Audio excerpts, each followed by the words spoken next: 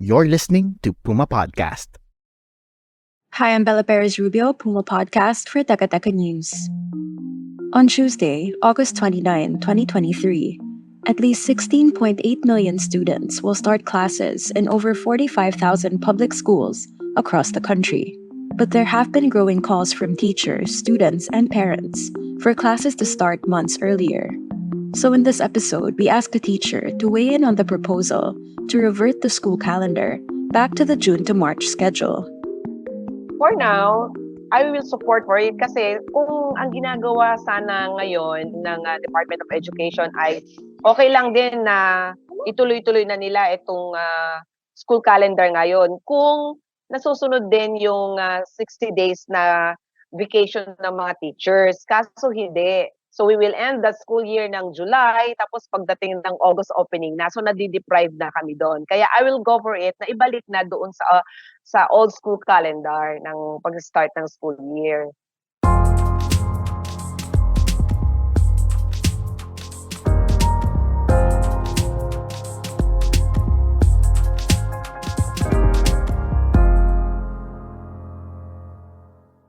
I am Dr. Daisy Madriaga de los Santos. I am 51 years old and I've been in the teaching service here in Muntinlupa National High School for 30 years. I'm a master teacher 1. I teach science, so I also teach research. Daisy is part of the Teachers Dignity Coalition, one of the groups advocating for the return to the old academic calendar. Members of the Makabayan Bloc also filed a bill with the same proposal in June, calling the current schedule ill-suited to the Philippine climate. Daisy is also a single parent of 3. One of them is still in school. Nung old school calendar po, nakakadalawang buwan po talaga kayo ng vacation? Yes, meron kaming summer vacation ng April, May. Although, hindi naman ibig sabihin na talagang completely summer vacation, na kasi meron ding reading of forms, but at least merong pahinga, nakakapagpahinga ang mga guro. And unlike itong current na school year, syempre matatapos ang school year namin ito ng July 7, but still some other teachers kailangan magpa-read pa ng forms, bago ka magbakasyon, kailangan na-read na yung forms mo, submitted na at approved na ito. Pero hangga't hindi mo pa ito napaparead at hindi pa ito na-approve ng committee ng reading of forms, hindi ka po pwedeng hindi mag-report sa school. Sa original na planning para sa calendar na to, dapat ba talaga may 2 months break kayo tapos sa implementation siya nagkakaproblema, or sa setup na to, mas maikli lang talaga yung break nyo? Actually, itong buhat na nagka-pandemic, hindi nila ito nilinaw na after ng end ng school year, dapat i-follow pa rin namin yung 2 months vacation. Hindi ito naging malinaw. So, nag-start nung last year, kaya nagulat na lang kami, nag-end ang school year nung last week na ng June actually, June 24. Pero nag-school opening kami ng August 22. So, katulad ngayon ulit, end ang school year ng July 7, 2023. And then itong bagong babang office memorandum, we will start the school year on August 29, 2023. So walang maliwanag na 2 months vacation doon. For parents and guardians, the dangerous heat is the most concerning factor. Just listen to Viole, grandmother to a grade 12 student who spoke to PTV earlier this year. Siyempre sa sobrang init ngayon. Saka nauuso ngayon yun nung hinimatay mga bata eh. Yung isang concern din kaya pinupush nila yung return to school calendar is yung nangyayari, sobrang init minsan yung last few months of school, 'di ba? So, merong mga report na may mga estudyante, mga teacher na nahihimatay sa school. Parang health risk talaga siya. So, sa school nyo ba rin, na-experience nyo yung ganon? Yeah, actually, meron kaming tinatawag na suspension of face-to-face classes. So, ang ginawa namin dyan, dahil may mga cases na kami, hindi lang talaga estudyante ang nakaranas din ng pagtaas ng heat index, pati mga school personnel, hindi lang mga teachers. Kaya isinagawa yung suspension of face-to-face classes. So merong araw na alternate na papasok ang mga bata, pero they will only have 1 hour per subject. Hindi katulad dati. That is for the senior high school. Sa junior high school naman, ang nangyari, yung dating 1 oras, naging 40 minutes na lang. So nababawasan. So kailangan lahat ng estudyante from grade 7 to grade 12, tapos lahat ang klase hanggang 12 noon, maximum ng 12:20. So parang half day lang siya, ganon. Yes, kasi yung the remaining activities will be modular. Gaano kahaba yung mga period na kailangan yung gawing half day dahil sa init? We did that the whole month of May. Oo, tapos bumalik na lang ulit kami ng full face-to-face nitong June. Sa tingin niyo po ba kung ibalik dun sa old school calendar, mas kukonti yung mga days na parang half day lang kayo or nagbe-blended learning kayo kahit na kaya naman pong pumasok pero hindi pwede kasi sobrang init? Considering yung old school calendar, pagdating kasi ng summer, talagang bakasyon na yan eh. Ang mga bata, nasa bahay na lang nila yan eh. Although, ang mga teachers na naapektuhan din sa init, pero pag sinabi kasi nating klase, mas iniintindi natin yung sitwasyon ng mga bata, lalo na yung mga less privileged, no? Na kailangan, doon sa dati, pagdating ng end ng March, tapos na yung school year. So mag-e-enjoy na sila ng kanilang summer break with their family, doon sa kanilang probinsya.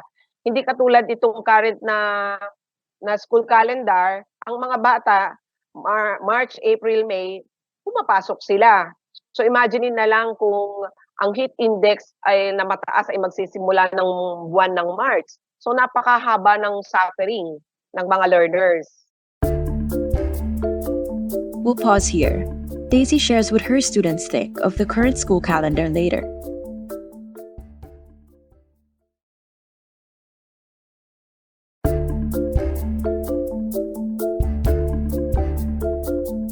When you messaged me last week, kasi may mga bata na, may mga estudyante na kami nagpupunta-punta dito.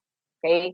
And you will be surprised, 15 ang sinubukan kong, tinatanong ko lang po sila kung sila ay pamimiliin, gusto ba nilang ibalik yung dating pasukan na June at matatapos ng March o tuloy-tuloy na rin itong ano.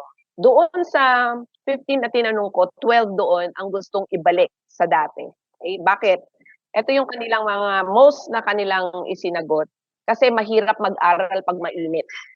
So probably yung mga natanong ko, nagkataon na yan yung talagang apektado nitong nakaraang school year namin ng month of May. And here's what the students who are for the current school calendar said. Doon sa tatlo, ayaw nilang ibalik. Siguro meron childish perception nila kasi mas madami daw kasi suspension ng classes kasi tag-ulan. Yun yung kanilang sinagot ng tatlo. Sa mga sagot na yon, parang ang lumalabas talaga, mahirap na nga mag-aral pag mainit, mas konti na yung school hours kasi kailangan yung mag-suspend ng half day kasi sobrang init na, yung level niya dangerous na. Tapos pangatlo, sa old school calendar, mas marami pang bagyo. So ang dami lang talagang nawawalang school hours and days. Pero meron kasing dalawa doon. Etong current na school year, sabi niya, ma'am, kahit di naman po may module, kahit may mga ibinabato sa amin na mga PowerPoint na lesson, ang hirap po ng maging independent learner, sabi nila. So, isang dahilan yan din para sa akin na lalo kong paninindigan na ibalik yung dati. Bakit? Kasi lalo na kung ang mga bata hindi pa handa, hindi pa handa para maging independent learner, masasakripisyo dito yung quality of education o quality of learning na makukuha nila.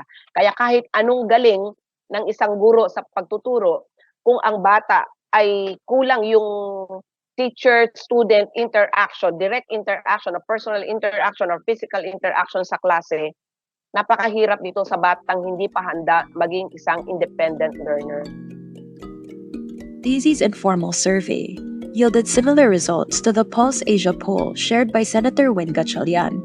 The poll, conducted in June 2023, found that 80% of Filipinos want to return summer break to the old April to May schedule. But the Department of Education says shifting to the old school calendar may take 3 to 5 years. The department said this timeline was based on a study it's currently conducting in coordination with the Weather Bureau. So I asked Daisy to weigh in. With my little knowledge about public administration, Hindi man gano'n kahaba kasi unang-una, kailan lang diyan dapat may transition plan. So, 'yan yung pinakaimportante sa lahat, yung transitioning from the current to the old school calendar. Kapag hindi naka-adjust kaagad sa curriculum, baka ma-bombard siya ng maraming gagawin at kapag ang bata ay bombarded ng maraming gagawin, ano ang apektado diyan? Yung kanyang mental health. So, gano'n din ang guro. Kung yun ay uupuan lang, ng Department of Education at pipili siya ng mga experts para dito sa mga nabanggit ko, palagay ko naman hindi naman aabutin ng hanggang 5 taon bago makabalik tayo doon sa dating, school calendar. It's just a matter of strategy and political will, sabi nga nila. And that was today's episode of Teka Teka News. Again, I'm Bella Perez Rubio. This episode was edited by Pidoy Blanco. Our executive producer is Jill Caro, and our senior news editor is Veronica Uy. And if you're watching this on YouTube and you like this episode, please take the time to click the like button and subscribe to our channel. Thanks for listening.